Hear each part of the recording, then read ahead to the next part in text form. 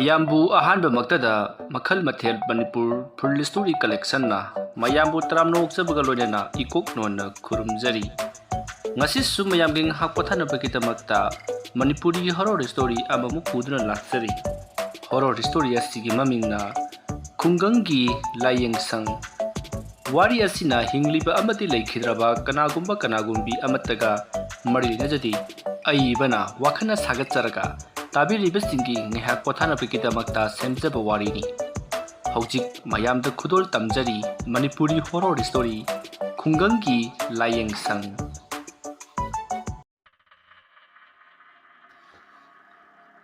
ayuk ki matamni Dr. Bikram mahak jamna tande mandi hogalakli matamadata mahaki nupina yumgi thabayin khang punamak loisalladuna yumgi tulisibong aduta laituk thamai thanduna khurumduna leirami Bikramna yahaurakpa aduta mahaki nupina laiduk thamai thanduna leirambadu ubada mathamoida penjari tande mandi choktharuraba masado khara tekhatpagum tawi masidugiti Dr. Bikram gi nupi aduna mamai lekthorokpada Bikramna matungda leplaga yenglaga leirambadutta Bikram gi loinabi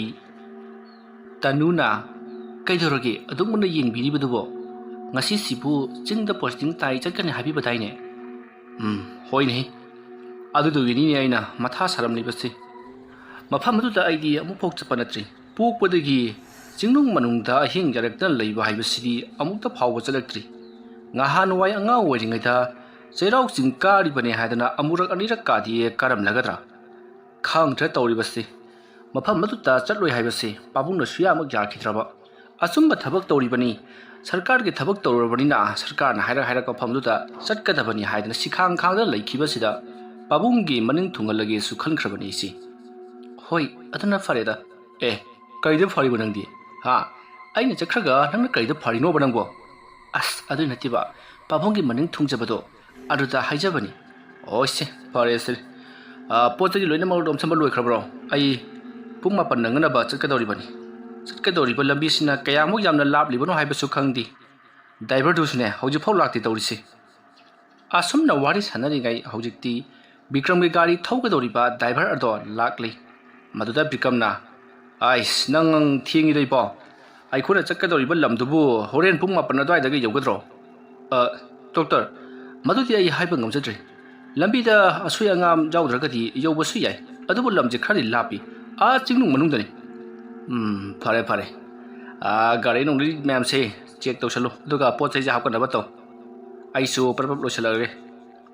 असमना हारमनगा Bikram इमुंगदा परपप चंखिदुना महाक्सु मसामव सेंगदोक्तुना मफि लोसननबा honorary मदुदा तनुना सुमतेंग पांगसली अदुमना तौनरिङै बिक्रमगी मपाबुंगदो walking चटलुबदगी हलकली मतमदुदा बिक्रमगी मपाबुंगना गाड़ीगी driver अदुदा ओ नंग लाक्लबरा औ होय पाबुंग जेखिन चटलुइबो लंबीदा खुदोंग थिबा याउथबो ओइसनु नोय doctor दि lotion खरबरा औ हे पाबुंग lotion खरबने ओ फरे फरे आई बिक्रम नंगबु लोइद्रिब्रने मतमसे थेंजिलकलेने खरंगन यंगुनबो तौने नंगबो assume नंगांगदुना Bikram के पापुंग मंगोलदा काखलई मतमदुदा बिक्रमसु इमुंग लोमदगी परपरप थोरकली तनुना मतुंगदा इनरकली मतमदुदा बिक्रमना पाबुंगी मखोंग सुंगना खुरुमजरी पाबुंग अय अमुक चलुखिगे ओ फरे फरे फरे सोती हेक लेबगा हेक लाओ अस कदाय लगे वान पाबुंग डॉक्टर खोइदबो सोती ले हाइब्रो होइने अदुबो हाइबा चलो असमना हाइनरदुना हौजिक्ति बिक्रम परप मंगोलदगी कुमथरकली अदुगा महाकी गाड़ी अदुदा काखतखै तनु अमदी बिक्रमगे मपाबुंग बिक्रम चखिबदो येंगदुना लेजहौरी मसिदगिदि बिक्रम गाड़ीदो असमक गेटलोमदा थौदोखी असमना तौदुना नुमित अदुगी पुंग 10 मुक तारकपा अयुक्की मतम अदुदा बिक्रम मखुना लाक्लिबा चिंगनुंगदो यौसिलकली मतम अदुदा बिक्रमना गाड़ी थौरिबा सुशील कुमार दवन सिंदुना हाइरई सुशील ओ सर अखोना लाक्लिबा लंबी असिबु ओथोनसु सुख्रे येंखिबदा उमंगवामंगी उमंगवामंग ngakta masidabu karaidagi doctor sang leramgadoribano as aidi thajadebo sir lady lebejane ai mafam masida sawai khumba doctor ani ohumlak thindok thinjin tawjarami ꯑꯣ ꯉꯥꯏꯈꯣꯅꯤ ꯃꯈꯣꯏꯒꯤ ꯈꯨꯡꯒꯪ ꯑꯁꯤꯕꯨ ꯀꯃꯥꯏ ꯇꯧꯕꯖꯥꯠꯅꯣ ꯃꯤ ꯑꯗꯨꯝ ꯐꯕ꯭ꯔꯣ ꯁꯥꯔ ꯃꯤꯒꯤ ꯋꯥꯗꯤ ꯌꯥꯝꯅ ꯐꯈ꯭ꯔꯕꯖꯥꯠꯅꯤꯗ ꯑꯩꯈꯣꯏꯅ ꯈꯖꯤꯛꯇꯪ ꯃꯇꯦꯡ ꯄꯥꯡꯂꯨꯕꯗ ꯃꯣꯏꯅ ꯍꯦꯟꯖꯜꯂꯛꯀꯗꯧꯔꯤꯕꯅꯤ ꯃꯕꯨꯛꯆꯦꯜ ꯁꯦꯡꯉꯤ ꯑꯗꯨꯕꯨ ꯑꯣꯏꯗ ꯄꯥꯗ ꯇꯧꯕ ꯍꯨꯔꯥꯟ ꯆꯤꯟꯊꯤꯔꯤ ꯃꯐꯝ ꯑꯁꯤꯗꯗꯤ ꯌꯥꯗ꯭ꯔꯦ ꯍꯣꯏ ꯂꯝ ꯑꯃ ꯂꯩꯔꯕꯗꯤ ꯍꯨꯔꯥꯟ ꯆꯤꯟꯊꯤ ꯗꯥꯀꯨ ꯇꯀꯥꯇꯤꯁꯨ ꯑꯗꯨꯝ ꯂꯩꯕꯗꯤ ꯇꯥꯕꯅꯤ ꯑꯗꯨꯕꯨ ꯃꯗꯨꯅ ꯈꯔ ꯇꯣꯞꯄꯦ ꯍꯥꯏꯇꯥꯔꯦ ꯑꯗꯨ ꯁꯥꯔ ꯐꯔꯦ ꯃꯇꯝ ꯈꯔ ꯂꯩꯔꯒ ꯈꯪꯂꯛꯄ ꯍꯥꯏꯕꯗꯨꯅꯤ ꯇꯞꯅ ꯇꯞꯅ ꯅꯠꯇ꯭ꯔꯅꯦ ꯑꯧ ꯃꯥꯅꯤ ꯁꯥꯔ ꯑꯁꯣꯝꯅ ꯋꯥꯔꯤ ꯋꯥꯇꯥꯏ ꯁꯥꯟꯅꯗꯨꯅ ꯒꯥꯔꯤ ꯑꯗꯨ ꯑꯁꯨꯝ ꯊꯧꯔꯛꯄꯅ ꯍꯧꯖꯤꯛꯇꯤ ꯕꯤꯀ꯭ꯔꯝꯅ ꯂꯩꯒꯗꯧꯔꯤꯕ ꯌꯨꯝ ꯑꯗꯨ ꯌꯧꯁꯤꯜꯂꯛꯂꯤ ꯃꯍꯥꯛꯅ ꯃꯐꯝ ꯑꯗꯨ ꯌꯧꯁꯤꯜꯂꯛꯄꯗ ꯈꯨꯜ ꯑꯗꯨꯒꯤ ꯃꯤꯌꯥꯝꯅ ꯃꯍꯥꯛꯄꯨ ꯑꯣꯛꯂꯝꯃꯤ ꯗꯣꯛꯇꯔ ꯂꯥꯛꯄ ꯑꯗꯨꯗ ꯍꯔꯥꯎ ꯇꯌꯥꯝꯅ ꯑꯣꯛꯂꯝꯕ ꯊꯧꯔꯝ ꯑꯗꯨꯗ ꯕꯤꯀ꯭ꯔꯝ ꯉꯁꯥꯏꯗꯒꯤ ꯋꯥꯔꯝꯕ ꯄꯨꯝꯅꯃꯛ ꯀꯥꯎꯊꯣꯛꯄꯒꯨꯝ ꯇꯧꯔꯤ ꯕꯤꯀ꯭ꯔꯝ ꯒꯥꯔꯤꯗꯒꯤ ꯀꯨꯝꯊꯔꯛꯂꯤ ꯂꯩꯔꯤꯕ ꯃꯤꯌꯥꯝꯁꯤꯡ ꯑꯗꯨꯅ ꯕꯤꯀ꯭ꯔꯝꯕꯨ ꯇꯔꯥꯝꯅ ꯑꯣꯛꯄꯒ ꯂꯣꯏꯅꯅ ꯂꯩꯔꯤꯕ ꯅꯨꯄꯤ ꯃꯆꯥꯁꯤꯡ ꯑꯗꯨꯅ ꯃꯉꯣꯟꯗ ꯂꯩ ꯄꯔꯦꯡ ꯍꯨꯛꯇꯨꯅ ꯍꯔꯥꯎ ꯇꯌꯥꯝꯕ ꯐꯣꯡꯗꯣꯛꯂꯤ ꯇꯧꯔꯛꯂꯤꯕ ꯃꯑꯣꯡ ꯑꯗꯨꯗ ꯕꯤꯀ꯭ꯔꯝ ꯑꯉꯛꯄ ꯍꯥꯏꯕꯗꯨ ꯑꯣꯏꯔꯤ ꯃꯍꯥꯛꯀꯤ ꯄꯨꯟꯁꯤꯗ ꯑꯁꯤꯒꯨꯝꯅ ꯇꯔꯥꯝꯅ ꯑꯣꯛꯄꯤꯕ ꯍꯥꯏꯕꯁꯦ ꯑꯃꯨꯛꯇ ꯐꯥꯎꯕ ꯊꯦꯡꯅꯔꯛꯇ꯭ꯔꯤꯕꯅꯤ ꯃꯐꯝ ꯀꯌꯥꯗ ꯃꯍꯥꯛ ꯄꯣꯁꯇꯤꯡ ꯐꯅ ꯌꯥꯝꯅ ꯆꯠꯂꯨꯔꯤ ꯑꯗꯨꯕꯨ ꯉꯁꯤꯒꯤ ꯑꯁꯤꯒꯨꯝꯅ ꯇꯔꯥꯝꯅ ꯑꯣꯛꯄꯗꯤ ꯑꯃꯨꯛꯇ ꯐꯥꯎꯕ ꯊꯦꯡꯅꯗ꯭ꯔꯤ ꯃꯍꯥꯛꯅ ꯄꯣꯁꯇꯤꯡ ꯆꯠꯂꯨꯕ ꯃꯐꯝꯁꯤꯡ ꯑꯗꯨꯗꯗꯤ ꯃꯍꯥꯛꯄꯨ ꯗꯣꯛꯇꯔꯅꯤ ꯍꯥꯏꯕꯁꯤ ꯐꯥꯎꯕ ꯊꯥꯖꯕꯤꯗꯕ ꯑꯃꯗꯤ ꯀꯔꯦꯝꯅꯕ ꯃꯑꯣꯡꯗ ꯇꯧꯔꯛꯈꯤꯕ ꯉꯥꯛꯇꯅꯤ ꯑꯗꯨꯕꯨ ꯈꯨꯡꯒꯪ ꯑꯁꯤꯗꯗꯤ ꯃꯍꯥꯛꯄꯨ ꯇꯔꯥꯝꯅ ꯑꯣꯛꯄꯗ ꯅꯠꯇꯅ ꯂꯩ ꯄꯔꯦꯡ ꯍꯨꯛꯇꯨꯅ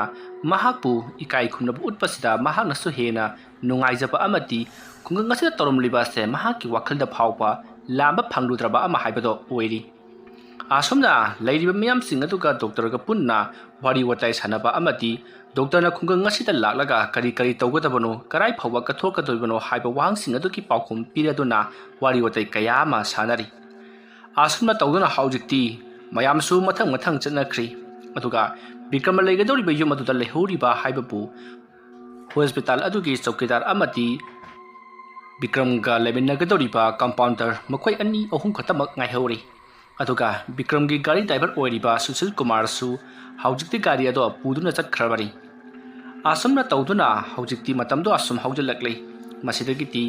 ꯀꯝꯄꯥꯎꯟꯗꯔ ꯑꯃꯗꯤ ꯆꯧꯀꯤꯗꯥꯔ ꯃꯈꯣꯏ ꯑꯅꯤꯁꯨ ꯍꯣꯁꯄꯤꯇꯥꯜꯗ ꯗ꯭ꯌꯨꯇꯤ ꯂꯩꯍꯧꯏ ꯑꯗꯨꯅ ꯆꯠꯂꯒꯦ ꯍꯥꯏꯅꯔꯗꯨꯅ ꯆꯠꯈ꯭ꯔꯤ ꯍꯌꯦꯡꯒꯤ ꯑꯌꯨꯛꯇ ꯗꯣꯛꯇꯔꯒꯤ ꯃꯅꯥꯛꯇ ꯂꯥꯛꯇꯨꯅ ꯑꯩꯈꯣꯏ ꯄꯨꯟꯅ ꯂꯥꯏꯌꯦꯡꯁꯪ ꯑꯗꯨꯒꯤ ꯃꯔꯝꯗꯁꯨ ꯍꯥꯏꯔꯒꯦ ꯍꯥꯏꯔꯝꯂꯒ ꯃꯈꯣꯏ ꯆꯠꯈ꯭ꯔꯤ ꯃꯇꯝ ꯑꯗꯨꯗ ꯕꯤꯀ꯭ꯔꯝꯅ ꯂꯥꯏꯌꯦꯡꯁꯪ ꯑꯗꯨꯗ ꯗꯣꯛꯇꯔ ꯀꯅꯥ ꯂꯩ ꯃꯥ ꯃꯇꯣꯝꯇꯔꯥ ꯍꯥꯏꯗꯨꯅ ꯍꯪꯉꯤ ꯃꯇꯝ ꯑꯗꯨꯗ ꯂꯥꯏꯌꯦꯡꯁꯪ ꯑꯗꯨꯒꯤ ꯆꯧꯀꯤꯗꯥꯔ ꯑꯗꯨꯅ ꯗꯣꯛꯇꯔ ꯅꯇꯣꯝꯇ ꯑꯣꯏꯒꯗꯧꯔꯤꯕꯅꯤ ꯗꯣꯛꯇꯔ ꯑꯍꯨꯝꯕꯨꯗꯤ ꯄꯣꯁꯇꯤꯡꯒꯤ ꯂꯥꯛꯄꯅꯤ ꯑꯗꯨꯕꯨ ꯃꯈꯣꯏꯗꯤ ꯌꯨꯝꯗ ꯁꯨꯇꯤꯒꯤ ꯊꯣꯛꯈ꯭ꯔꯒ ꯍꯧꯖꯤꯛ ꯐꯥꯎꯕ ꯂꯥꯛꯇ꯭ꯔꯤ ꯍꯥꯏꯗꯨꯅ ꯈꯨꯝꯂꯤ ꯋꯥꯐꯝ ꯑꯗꯨ ꯇꯥꯕꯗ ꯕꯤꯀ꯭ꯔꯝ ꯌꯥꯝꯅ ꯁꯥꯎꯅꯤꯡꯈꯤ ꯑꯃꯔꯣꯝꯗ ꯕꯤꯀ꯭ꯔꯝꯅ ꯆꯤꯅꯨꯡ ꯑꯗꯨꯗ ꯆꯠꯄ ꯇꯜꯂꯕꯁꯨ ꯊꯕꯛꯄꯨ ꯍꯧꯈ꯭ꯔꯕꯗꯤ ꯃꯍꯥꯛ ꯁꯨꯡꯂꯦꯞ ꯂꯦꯞꯇꯅ ꯊꯕꯛ ꯇꯧꯕ ꯑꯗꯨꯒꯨꯝꯂꯕ ꯃꯊꯧ ꯃꯁꯛ ꯈꯪꯕ ꯗꯣꯛꯇꯔ ꯑꯃꯅꯤ ꯃꯁꯤꯗꯒꯤꯗꯤ ꯃꯍꯥꯛꯁꯨ ꯌꯨꯝ ꯑꯗꯨꯗ ꯑꯗꯨꯃꯛ ꯂꯩꯍꯧꯔꯤ ꯅꯨꯃꯤꯠ ꯑꯗꯨꯒꯤ ꯅꯨꯃꯤꯗꯥꯡꯅꯤ ꯌꯨꯝ ꯑꯗꯨꯗ ꯂꯩꯔꯝꯂꯤꯕ ꯄꯣꯠ ꯆꯩꯁꯤꯡ ꯑꯗꯣ ꯃꯐꯝ ꯆꯪꯅ ꯂꯣꯏꯁꯤꯜꯂꯕꯒꯤ ꯇꯨꯡꯗ ꯃꯍꯥꯛꯅ ꯄꯣꯔꯛꯄ ꯄꯣꯠ ꯆꯩ ꯑꯃꯗꯤ ꯉꯁꯥꯏ ꯈꯨꯟꯒꯤ ꯃꯤꯌꯥꯝꯅꯁꯨ ꯄꯨꯔꯛꯂꯝꯕ ꯆꯦꯡ ꯆꯥꯛ ꯏꯟꯁꯥꯡ ꯅꯥꯄꯤꯁꯤꯡ ꯑꯗꯣ ꯊꯣꯡ ꯊꯥꯛꯇꯨꯅ ꯃꯍꯥꯛꯁꯨ ꯆꯥꯅꯅꯕ ꯍꯣꯠꯅꯔꯤ ꯅꯨꯃꯤꯗꯥꯡꯒꯤ ꯄꯨꯡ 9 ꯈꯔ ꯍꯦꯜꯂꯛꯄ ꯑꯗꯨꯋꯥꯏꯗ ꯊꯣꯡ ꯊꯥꯛꯄ ꯄꯨꯡꯂꯣꯏ ꯂꯣꯏꯔꯗꯨꯅ ꯆꯥꯛꯆꯥ ꯇꯣꯛꯂꯕꯒꯤ ꯇꯨꯡꯗ ꯃꯍꯥꯛ ꯃꯄꯥꯟꯗ ꯊꯣꯔꯛꯏ ꯌꯨꯝ ꯑꯗꯣ ꯆꯤꯡꯃꯥꯏ ꯑꯃꯗ ꯁꯥꯕ ꯐꯖꯔꯕ ꯄꯤꯛꯇꯛ ꯇꯧꯕ ꯌꯨꯝ ꯑꯃꯅꯤ ꯌꯨꯝ ꯑꯗꯨꯗꯒꯤ ꯈꯔ ꯆꯠꯊꯣꯛꯂꯒ ꯑꯇꯩ ꯌꯨꯝ ꯈꯔꯁꯨ ꯇꯥꯔꯤ ꯂꯟꯇꯛ ꯇꯥꯔꯤꯕ ꯌꯨꯝꯁꯤꯡ ꯑꯗꯨꯗ ꯃꯩꯉꯥꯜ ꯉꯥꯟꯕ ꯑꯃꯗꯤ ꯆꯤꯡꯃꯥꯏ ꯑꯗꯨꯗꯒꯤ ꯌꯦꯡꯊꯈꯤꯕꯗ ꯇꯝꯄꯥꯛꯀꯤ ꯉꯥꯜꯂꯤꯕ ꯃꯩꯉꯥꯜꯁꯤꯡ ꯑꯗꯨ ꯎꯕꯗ ꯑꯃꯨꯛꯇ ꯎꯈꯤꯗ꯭ꯔꯤꯕ ꯐꯖꯔꯕ ꯗ꯭ꯔꯤꯁ꯭ꯌ ꯑꯃ ꯎꯖꯕꯒꯨꯝ ꯕꯤꯀ꯭ꯔꯝ ꯌꯥꯝꯅ ꯅꯨꯡꯉꯥꯏꯖꯔꯤ ꯑꯗꯨꯒ ꯆꯤꯡꯃꯥꯏ ꯑꯗꯨꯗ ꯍꯨꯝꯂꯛꯄ ꯏꯪꯂꯕ ꯃꯦꯡꯂꯕ ꯅꯨꯡꯁꯤꯠ ꯑꯗꯨꯅꯁꯨ ꯃꯍꯥꯛꯀꯤ ꯆꯣꯛꯊꯔꯝꯕ ꯃꯁꯥ ꯄꯨꯝꯅꯃꯛ ꯇꯦꯛꯈꯠꯄꯒꯨꯝ ꯇꯧꯔꯤ ꯑꯁꯨꯝꯅ ꯂꯩꯔꯤꯉꯩꯒꯤ ꯃꯇꯝ ꯑꯗꯨꯗ ꯈꯪꯍꯧꯗꯅ ꯑꯔꯥꯞꯄꯗꯒꯤ ꯅꯨꯄꯤ ꯑꯃꯅ ꯀꯅꯥꯒꯨꯝꯕꯤ ꯑꯃꯕꯨ ꯀꯧꯗꯨꯅ ꯆꯠꯄꯒꯤ ꯈꯣꯟꯖꯦꯜ ꯃꯍꯥꯛꯅ ꯇꯥꯏ ꯈꯣꯟꯖꯦꯜ ꯑꯗꯨ ꯇꯥꯕꯗ ꯕꯤꯀ꯭ꯔꯝꯅ ꯀꯅꯥꯅꯣꯅꯦ ꯅꯨꯃꯤꯗꯥꯡ ꯑꯊꯦꯡꯕꯁꯤꯗꯕꯨ ꯅꯨꯄꯤꯒꯤ ꯈꯣꯟꯖꯦꯜ ꯑꯃꯅ ꯀꯧꯔꯤꯕꯁꯤꯕꯣ ꯃꯤ ꯃꯥꯡꯈꯤꯕꯒ ꯂꯩꯕ ꯖꯥꯠꯂꯥ ꯅꯠꯇ꯭ꯔꯒꯅ ꯃꯈꯣꯏ ꯀꯩꯊꯦꯜ ꯍꯜꯂꯛꯄ ꯃꯤꯁꯤꯡ ꯂꯥꯎꯅꯕ ꯑꯣꯏꯗ꯭ꯔꯥ ꯃꯐꯝ ꯑꯁꯤꯗꯒꯤꯅ ꯀꯩꯊꯦꯜꯁꯤ ꯀꯌꯥꯃꯨꯛ ꯌꯥꯝꯅ ꯂꯥꯞꯂꯤꯕꯅꯣꯁꯨ ꯈꯪꯗ꯭ꯔꯦꯅꯦ ꯇꯧꯔꯤꯁꯤ ꯍꯣꯁꯄꯤꯇꯥꯜꯗꯨꯕꯨꯗꯤ ꯉꯁꯥꯏ ꯂꯝꯕꯤꯗ ꯂꯥꯛꯄꯗ ꯒꯥꯔꯤ ꯗ꯭ꯔꯥꯏꯚꯔ ꯁꯨꯁꯤꯜ ꯀꯨꯃꯥꯔꯅ ꯍꯥꯏꯈꯤꯕꯗꯗꯤ ꯌꯨꯝ ꯑꯁꯤꯗꯒꯤ ꯄꯪꯂꯥꯞꯇꯅ ꯂꯩꯔꯦꯗꯅ ꯍꯥꯏꯈꯤꯕꯅꯤ ꯅꯣꯡꯉꯥꯜꯂꯒ ꯈꯪꯕ ꯍꯥꯏꯕꯗꯨꯅꯤ ꯑꯁꯨꯝꯅ ꯃꯍꯥꯛꯅ ꯋꯥꯈꯜ ꯈꯟꯗꯨꯅ ꯂꯩꯔꯤꯉꯩ ꯃꯇꯝꯗ ꯍꯧꯖꯤꯛ ꯃꯤ ꯀꯧꯕꯒꯤ ꯈꯣꯟꯖꯦꯜ ꯇꯥꯈꯤꯕ ꯑꯗꯣ ꯑꯁꯨꯝ ꯂꯥꯞꯊꯣꯛꯈ꯭ꯔꯤ ꯃꯁꯤꯗꯒꯤꯗꯤ ꯕꯤꯀ꯭ꯔꯝꯁꯨ ꯌꯨꯝ ꯑꯗꯨꯒꯤ ꯃꯅꯨꯡꯂꯣꯝꯗ ꯆꯪꯁꯤꯜꯂꯛꯂꯒ ꯃꯍꯥꯛ ꯐꯝꯗꯨꯅ ꯇꯧꯐꯝ ꯈꯪꯗ꯭ꯔꯗꯨꯅ ꯂꯥꯏꯔꯤꯛ ꯑꯃ ꯌꯦꯡꯗꯨꯅ ꯂꯩꯔꯤ ꯑꯁꯨꯝꯅ ꯂꯥꯏꯔꯤꯛ ꯑꯗꯨ ꯄꯥꯔꯝꯕꯗꯒꯤ ꯃꯍꯥꯛ ꯑꯗꯨꯃꯛ ꯇꯨꯝꯊꯈ꯭ꯔꯕ ꯃꯥꯜꯂꯤ ꯃꯍꯥꯛꯅ ꯃꯤꯀꯞ ꯊꯣꯛꯂꯛꯄꯗꯗꯤ ꯃꯊꯪꯒꯤ ꯑꯌꯨꯛ ꯑꯣꯏꯗꯨꯅ ꯂꯩꯔꯝꯂꯦ ꯃꯁꯤꯗꯒꯤꯗꯤ ꯕꯤꯀ꯭ꯔꯝ ꯃꯃꯥꯏ ꯃꯃꯤꯠ ꯇꯥꯊꯣꯛꯂꯦ ꯃꯁꯥ ꯃꯎ ꯄꯨꯝꯅꯃꯛ ꯁꯦꯡꯗꯣꯛꯄ ꯂꯣꯏꯔꯗꯨꯅ ꯑꯌꯨꯛꯀꯤ ꯗꯣꯛꯇꯔ ꯁꯪꯗ ꯆꯠꯄ ꯅꯪꯅꯕ ꯆꯥꯛ ꯄꯔꯞ ꯄꯔꯞ ꯊꯣꯡꯉꯤ ꯑꯁꯨꯝꯅ ꯃꯍꯥꯛ ꯆꯥꯛ ꯊꯣꯡꯕ ꯂꯣꯏꯔꯒ ꯆꯥꯛꯆꯥꯕ ꯍꯦꯛ ꯇꯣꯛꯄꯒ ꯃꯈꯣꯏꯒꯤ ꯌꯨꯝ ꯑꯗꯨꯗ ꯂꯥꯏꯌꯦꯡꯁꯪ ꯑꯗꯨꯒꯤ ꯆꯧꯀꯤꯗꯥꯔ ꯑꯗꯨ ꯂꯥꯛꯂꯦ ꯑꯗꯨꯒ ꯀꯝꯄꯥꯎꯟꯗꯔ ꯑꯗꯨꯁꯨ ꯂꯥꯛꯂꯤ ꯃꯇꯝ ꯑꯗꯨꯗ ꯀꯝꯄꯥꯎꯟꯗꯔ ꯑꯗꯨꯅ ꯕꯤꯀ꯭ꯔꯝꯕꯨ ꯀꯧꯔꯤ ꯕꯤꯀ꯭ꯔꯝꯁꯨ ꯇꯥꯔꯗꯨꯅ ꯃꯄꯥꯟꯂꯣꯝꯗ ꯄꯔꯞ ꯄꯔꯞ ꯊꯣꯔꯛꯂꯦ ꯃꯇꯝ ꯑꯗꯨꯗ ꯆꯧꯀꯤꯗꯥꯔ ꯑꯗꯨꯅ ꯗꯣꯛꯇꯔ ꯂꯣꯏꯁꯤꯟꯕ ꯂꯣꯏꯕꯤꯔꯕ꯭ꯔꯥ ꯆꯠꯅꯅꯕ ꯇꯧꯔꯁꯤ ꯑꯗꯨꯝꯅ ꯍꯥꯏꯔꯛꯄꯗꯨꯗ ꯕꯤꯀ꯭ꯔꯝꯅ ꯍꯣꯏ ꯍꯣꯏ ꯑꯩ ꯂꯣꯏꯔꯕꯅꯤ ꯍꯥꯏꯔꯝꯂꯒ ꯏꯃꯨꯡꯗ ꯄꯔꯞ ꯄꯔꯞ ꯆꯪꯈ꯭ꯔꯤ ꯑꯗꯨꯒ ꯕꯦꯒ ꯑꯃ ꯄꯥꯏꯗꯨꯅ ꯊꯣꯛꯂꯛꯏ ꯑꯁꯨꯝꯅ ꯊꯣꯛꯂꯛꯂꯕꯒꯤ ꯇꯨꯡꯗ ꯍꯧꯖꯤꯛꯇꯤ ꯃꯈꯣꯏ ꯑꯍꯨꯝ ꯑꯗꯣ ꯍꯣꯁꯄꯤꯇꯥꯜ ꯑꯗꯨꯒꯤ ꯃꯥꯏꯀꯩ ꯇꯝꯂꯛꯂꯦ ꯑꯁꯨꯝ ꯂꯥꯛꯄꯅ ꯍꯧꯖꯤꯛꯇꯤ ꯂꯥꯏꯌꯦꯡꯁꯪ ꯍꯣꯁꯄꯤꯇꯥꯜ ꯑꯗꯨ ꯌꯧꯔꯛꯂꯦ ꯍꯣꯁꯄꯤꯇꯥꯜ ꯑꯗꯨꯗ ꯑꯅꯥꯕ ꯈꯔꯁꯨ ꯂꯩꯔꯝꯃꯤ ꯗꯣꯛꯇꯔ ꯂꯥꯛꯄ ꯎꯕ ꯑꯗꯨꯗ ꯑꯅꯥꯕꯁꯤꯡ ꯑꯗꯨꯅ ꯃꯈꯨꯠ ꯎꯅꯗꯨꯅ ꯈꯨꯔꯨꯝꯖꯔꯤ ꯃꯇꯝ ꯑꯗꯨ ꯗꯣꯛꯇꯔꯅꯁꯨ ꯃꯈꯨꯠ ꯎꯅꯗꯨꯅ ꯃꯌꯥꯝ ꯌꯧꯕꯤꯔꯛꯂꯝꯂꯦ ꯑꯩꯗꯨ ꯉꯁꯤꯗꯨ ꯈꯔ ꯊꯦꯡꯗꯣꯛꯈ꯭ꯔꯦ ꯍꯌꯦꯡꯗꯒꯤꯗꯤ ꯉꯟꯇꯥ ꯂꯥꯛꯅꯅꯕ ꯍꯣꯠꯅꯖꯒꯦ ꯍꯥꯏꯗꯨꯅ ꯃꯌꯥꯝꯒꯤ ꯄꯨꯛꯅꯤꯡꯕꯨ ꯐꯥꯊꯕꯤꯔꯤ ꯑꯁꯨꯝꯅ ꯇꯧꯗꯨꯅ ꯕꯤꯀ꯭ꯔꯝ ꯅꯨꯃꯤꯠ ꯑꯗꯨꯗ ꯂꯥꯛꯄ ꯑꯅꯥꯕꯁꯤꯡ ꯃꯍꯥꯛꯅ ꯂꯣꯏꯅꯃꯛ ꯂꯥꯌꯦꯡꯕꯤꯈꯤ ꯑꯗꯨꯗꯨꯒ ꯃꯍꯥꯛꯀꯤ ꯂꯥꯏꯌꯦꯡꯁꯪ ꯑꯗꯨꯗ ꯂꯩꯔꯤꯕ ꯍꯤꯗꯥꯛ ꯂꯥꯡꯊꯛꯁꯤꯡꯁꯨ ꯃꯍꯥꯛꯅ ꯄꯤꯕ ꯌꯥꯕ ꯄꯤꯈꯤ ꯑꯗꯨꯒ ꯑꯋꯥꯠꯄ ꯍꯤꯗꯥꯛ ꯂꯥꯡꯊꯛꯁꯤꯡ ꯄꯨꯔꯛꯅꯅꯕꯒꯤꯗꯃꯛꯇ ꯃꯍꯥꯛꯅ ꯆꯦ ꯏꯗꯨꯅ ꯊꯥꯈꯤꯕꯁꯨ ꯂꯩꯈ꯭ꯔꯕꯅꯤ ꯑꯁꯨꯝꯅ ꯕꯤꯀ꯭ꯔꯝꯅ ꯊꯋꯥꯏ ꯌꯥꯎꯅ ꯇꯧꯕꯤꯕ ꯑꯗꯨꯗ ꯈꯨꯟꯖꯥꯁꯤꯡ ꯑꯗꯨꯅ ꯗꯣꯛꯇꯔ ꯕꯤꯀ꯭ꯔꯝꯒꯤ ꯋꯥꯔꯤꯗꯃꯛ ꯁꯥꯟꯅꯈ꯭ꯔꯦ ꯑꯁꯨꯝꯅ ꯇꯧꯗꯨꯅ ꯕꯤꯀ꯭ꯔꯝꯅ ꯂꯥꯏꯌꯦꯡꯁꯪ ꯑꯗꯨꯗ ꯗꯣꯛꯇꯔ ꯑꯃ ꯑꯣꯏꯅ ꯂꯩꯔꯛꯂꯤꯕꯁꯤ ꯊꯥ 3 ꯐꯥꯖꯤꯜꯂꯛꯂꯤ ꯍꯧꯖꯤꯛ ꯐꯥꯎꯕꯗ ꯕꯤꯀ꯭ꯔꯝꯗ ꯀꯔꯤ ꯑꯃꯠꯇ ꯅꯨꯡꯉꯥꯏꯇꯕ ꯍꯥꯏꯕꯗꯣ ꯂꯩꯇꯦ ꯕꯤꯀ꯭ꯔꯝ ꯅꯨꯃꯤꯠ ꯇꯥꯔꯕ ꯐꯥꯎꯕ ꯂꯥꯏꯌꯦꯡꯁꯪ ꯑꯗꯨꯗ ꯂꯥꯌꯦꯡꯗꯨꯅ ꯂꯩ ꯑꯗꯨꯒ ꯃꯍꯥꯛꯅ ꯅꯨꯃꯤꯗꯥꯡ ꯊꯦꯡꯖꯤꯜꯂꯛꯂꯕ ꯀꯥꯟꯗ ꯃꯌꯨꯝꯗ ꯍꯦꯛ ꯍꯦꯛ ꯍꯜꯂꯤ ꯑꯁꯨꯝꯅ ꯕꯤꯀ꯭ꯔꯝꯅ ꯃꯍꯧꯁꯥꯒꯨꯝ ꯂꯥꯌꯦꯡꯗꯨꯅ ꯂꯩꯔꯤꯉꯩ ꯅꯨꯃꯤꯗꯥꯡꯒꯤ ꯄꯨꯡ 9 ꯇꯥꯔꯛꯄ ꯑꯗꯨꯋꯥꯏꯗ ꯌꯥꯝꯅ ꯊꯤꯅ ꯁꯣꯛꯂꯕ ꯑꯅꯥꯕ ꯑꯃ ꯄꯨꯗꯨꯅ ꯂꯥꯛꯈꯤ ꯃꯈꯣꯏ ꯃꯤꯑꯣꯏ ꯈꯔꯅ ꯑꯅꯥꯕ ꯑꯗꯨꯕꯨ ꯊꯥꯡꯗꯨꯅ ꯄꯨꯁꯤꯜꯂꯛꯂꯤ ꯑꯗꯨꯒ ꯗꯣꯛꯇꯔ ꯕꯤꯀ꯭ꯔꯝꯕꯨ ꯀꯟꯅ ꯀꯟꯅ ꯀꯧꯔꯤ ꯗꯣꯛꯇꯔ ꯕꯤꯀ꯭ꯔꯝꯁꯨ ꯇꯥꯔꯗꯨꯅ ꯄꯔꯞ ꯄꯔꯞ ꯆꯦꯟꯊꯣꯔꯛꯏ ꯑꯗꯨꯒ ꯀꯩꯗꯧꯔꯕꯒꯦ ꯍꯥꯏꯗꯨꯅ ꯍꯪꯉꯤ ꯃꯗꯨꯗ ꯂꯥꯛꯂꯤꯕꯁꯤꯡ ꯑꯗꯨꯅ ꯑꯁꯣꯛꯄꯗꯣ ꯌꯦꯡꯍꯜꯂꯤ ꯃꯁꯤꯗꯒꯤꯗꯤ ꯕꯤꯀ꯭ꯔꯝꯅ ꯀꯝꯗꯧꯅ ꯇꯧꯈ꯭ꯔꯤꯕꯅꯣ ꯍꯥꯏꯗꯨꯅ ꯍꯪꯕ ꯃꯇꯝꯗ ꯂꯥꯛꯂꯤꯕꯁꯤꯡ ꯑꯗꯨꯅ ꯂꯝꯕꯤꯗ ꯒꯥꯔꯤ ꯑꯦꯛꯁꯤꯗꯦꯟ ꯊꯣꯛꯄꯗꯒꯤ ꯅꯨꯄꯥ ꯑꯁꯤꯒꯤ ꯃꯈꯣꯡ ꯑꯁꯦ ꯁꯦꯒꯥꯏꯈ꯭ꯔꯦ ꯍꯥꯏꯗꯨꯅ ꯄꯥꯎ ꯑꯗꯣ ꯇꯝꯂꯔꯤ ꯋꯥꯐꯝ ꯑꯗꯨ ꯇꯥꯕꯗ ꯕꯤꯀ꯭ꯔꯝꯅ ꯑꯁꯣꯛꯄꯗꯣ ꯅꯤꯡꯊꯤꯅ ꯌꯦꯡꯂꯕꯒꯤ ꯇꯨꯡꯗ ꯃꯁꯤꯗꯤ ꯐꯣꯠꯇꯕ ꯌꯥꯔꯔꯣꯏ ꯍꯥꯏꯗꯨꯅ ꯃꯈꯣꯏ ꯅꯔꯁꯁꯤꯡ ꯀꯧꯗꯨꯅ ꯃꯐꯝ ꯑꯗꯣ ꯐꯣꯠꯇꯅꯅꯕꯒꯤꯗꯃꯛꯇ ꯁꯤꯟ ꯂꯥꯡꯂꯤ ꯑꯗꯨꯝꯅ ꯇꯧꯗꯨꯅ ꯂꯩꯅꯔꯤꯉꯩ ꯍꯧꯖꯤꯛꯇꯤ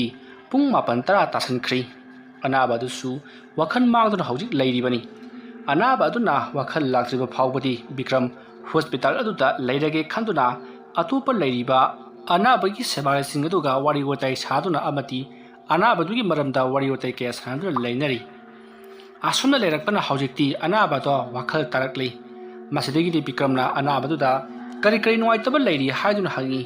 ꯃꯗꯨꯗ ꯑꯅꯥꯕ ꯑꯗꯨꯅ ꯃꯍꯥꯛꯀꯤ ꯃꯈꯣꯡꯗꯣ ꯈꯔ ꯆꯤꯛꯏ ꯍꯥꯏꯕꯗꯒꯤ ꯆꯤꯛꯄꯗꯨ ꯐꯅꯅꯕ ꯍꯤꯗꯥꯛ ꯑꯃ ꯀꯥꯞꯄꯤꯔꯤ ꯃꯗꯨꯒꯤ ꯃꯇꯨꯡꯗ ꯑꯅꯥꯕꯗꯣ ꯃꯌꯨꯝꯂꯣꯝꯗ ꯍꯜꯍꯟꯈ꯭ꯔꯤ